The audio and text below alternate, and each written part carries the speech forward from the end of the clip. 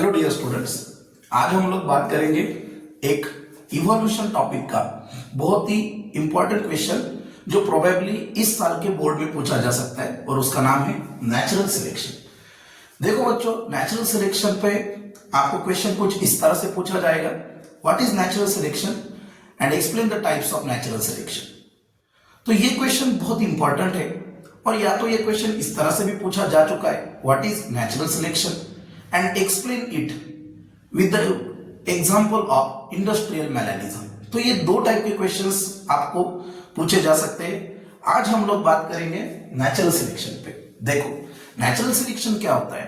Natural selection it is the process, ये एक process है by which the better adapted individual with useful variations, जिस organism में unfavourable condition में adaptation करने की एबिलिटी है और जिसमें अच्छे वेरिएशंस आते हैं, वही ऑर्गेनिज्म को नेचर सर्वाइव करता है और उन्हीं के लार्ज नंबर ऑफ इंडिविजुअल्स बनते हैं, उन्हीं की स्पीसीज यहां पे बनती है। जो इंडिविजुअल्स में अनफेवरेबल कंडीशन में वेरिएशंस लाने की एबिलिटीज नहीं है, नेचर उन्हें इलिमिनेट कर देता है। तो यही है नेचुरल सिलेक्शन। अब देखो बच्चों, नेचुरल सिलेक्शन के तीन टाइप्स हैं। There are 3 types of natural selection. The first one, stabilizing natural selection, जिसे हम बैलेंसिंग नेचुरल सिलेक्शन भी कहते हैं। सेकंड वन है बच्चों डायरेक्शनल सिलेक्शन। डायरेक्शनल सिलेक्शन जिसे ये सेकंड टाइप है और थर्ड टाइप है हमें that is a disruptive selection. यहां पे मैंने कुछ एग्जांपल्स उसके लिखे, जैसे डायरेक्शनल सिलेक्शन के एग्जांपल है हमारे पास इंडस्ट्रियल मेलानिज्म, ठीक है, और डीडीटी रेजिस्टेंट मॉस्किटो। और डिसरप्टिव सिलेक्शन जो है big size of African seed cracker, ये उसका एग्जांपल है, ठीक है। तो एक एक समझेंगे हम लोग, ठीक है। तो पहले बात करते हैं बच्चों स्टेबलाइजिंग सिलेक्शन पर। So the first selection is stabilising selection. अब इसका क्या मतलब है स्टेबलाइजिंग सिलेक्शन का? स्टेबलाइजिंग सिलेक्शन या हम इसे बैलेंसिंग सिलेक्शन भी कहते हैं। So in this type, nature select the intermediate individual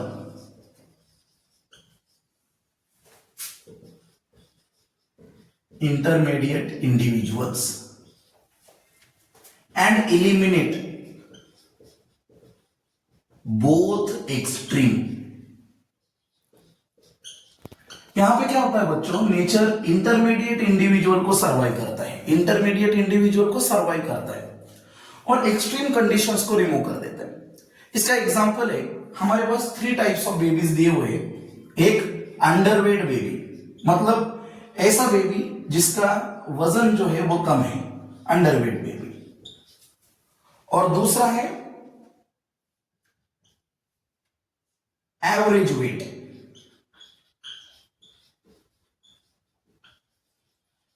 और थर्ड है बच्चों ओवरवेट बेबी।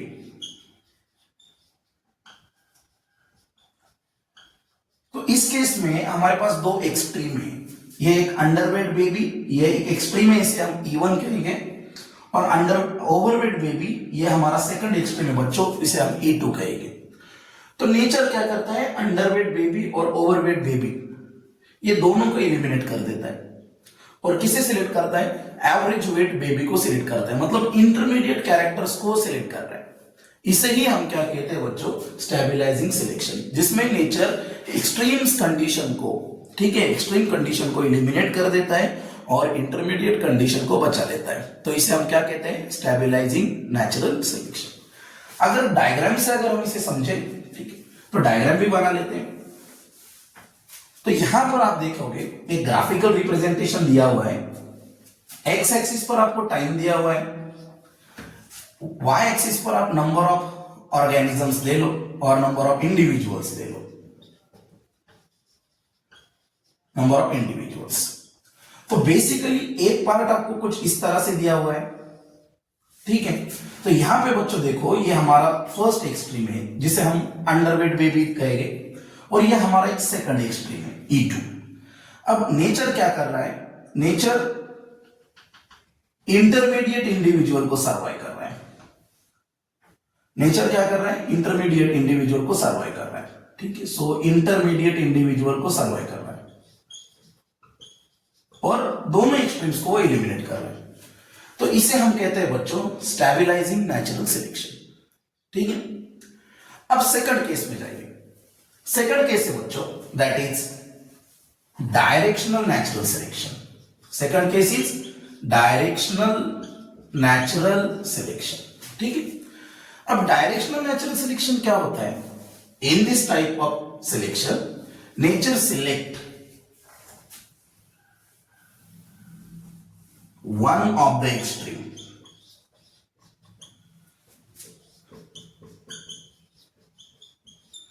नेचर दो में से कोई एक एक्सट्रीम को बचा लेता है, इसे हम कहते हैं बच्चों that is natural selection. Basically आपको पता है, आपने पढ़ा होगा इंडस्ट्रियल मैकेनिज्म के अंदर ग्रेट ब्रिटेन की बिफोर इंडस्ट्रियलाइजेशन और आफ्टर इंडस्ट्रियलाइजेशन एक कंडीशन दी गई है और उस कंडीशन में दिखाया है कि हमारे पास दो मौत है।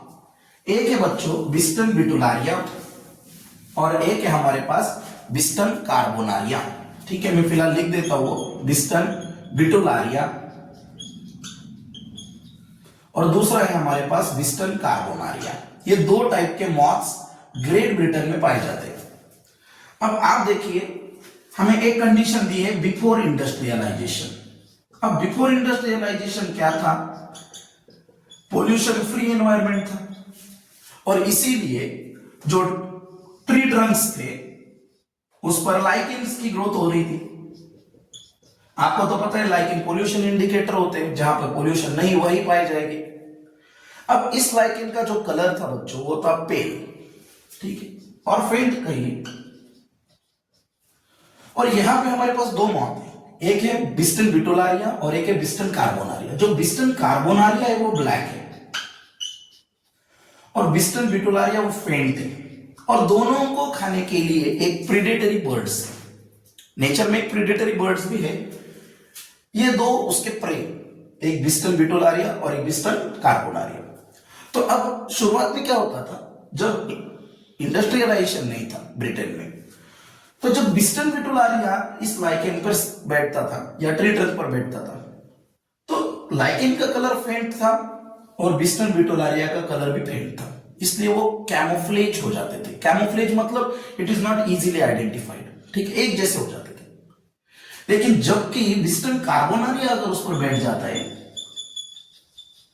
तो लाइकेन तो फेंट था और बिस्टन कार्बोनारिया ब्लैक था, तो इजीली आइडेंटिफाई होता था। और इसीलिए बिफोर इंडस्ट्रियलाइजेशन उसमें जो प्रेडेटरी बर्ड है वो बिस्टन कार्बोनारिया को एंगल्फ कर लेते थे, ठीक है, उनकी शिकार होती थी और बिस्टन बिटुलारिया बच जाते थे। इसका मतलब नेचर किसे बचा रहा था? बिस्टन बिटुलारिया को बचा रहा था। और किसे इलिमिनेट कर रहा था? बिस्टन कार्बोनारिया को इलिमिनेट कर रहा था। लेकिन यही बात आफ्टर इंडस्ट्रियलाइजेशन, आफ्टर इंडस्ट्रियलाइजेशन क्या हुआ? आफ्टर इंडस्ट्रियलाइजेशन पोल्यूशन बढ़ गया। पोल्यूशन की वजह से ब्लैक सूट इस ट्री ट्रंक पर जाके जमा हो गए, डिपॉजिट हो गई और उसी के वजह से लाइकेन भी डेड हो गए और ट्री ट्रंक पूरा ब्लैक हो गया। अब आप ही मुझे बताओ, बिस्टन बिटुलारिया फेंट कलर का था, अगर वो इस पर बैठेगा दैट इज ट्री ट्रंक पे बैठेगा जो ब्लैक हो चुका है तो इजीली आइडेंटिफाई होगा, ओके। लेकिन अब बिस्टन कार्बोनारिया जो कि ब्लैक कलर का है वो अगर इस ट्री ट्रंक पे बैठेगा तो वो कैमोफ्लेज हो जाएगा और प्रेडेटरी बर्ड उसे इजीली आइडेंटिफाई नहीं कर सकते। इसका मतलब क्या है बच्चों? बिफोर इंडस्ट्रियलाइजेशन नेचर किसे बचा रहा था? बिस्टन बिटुलारिया को। और किसे एलिमिनेट कर रहा था? बिस्टन कार्बोनारिया को। लेकिन आफ्टर इंडस्ट्रियलाइजेशन क्या हुआ? नेचर किसे एलिमिनेट कर रहा है? फिर से सुनिए, नेचर किसे एलिमिनेट कर रहा है? बिस्टन बिटुलारिया को। और किसे सर्वाइव कर रहा है? बिस्टन कार्बोनारिया को। तो दो में से किसी एक को बचा रहा है, इसे ही कहते हैं बच्चों that is directional natural selection, okay, ठीक है। और अगर हम थर्ड चीज की बात करें, ठीक है, ग्राफिकल भी इसे देख लेते हैं हम एक बार। तो फिर से एक ग्राफ बनाएंगे हम। कंसीडर करिए बच्चों, ये हमारे पास एक्स एक्सिस है, यहां पे हमने टाइम लिखा हुआ है, यहां पे हमारे पास नंबर ऑफ इंडिविजुअल दिए हुए हैं।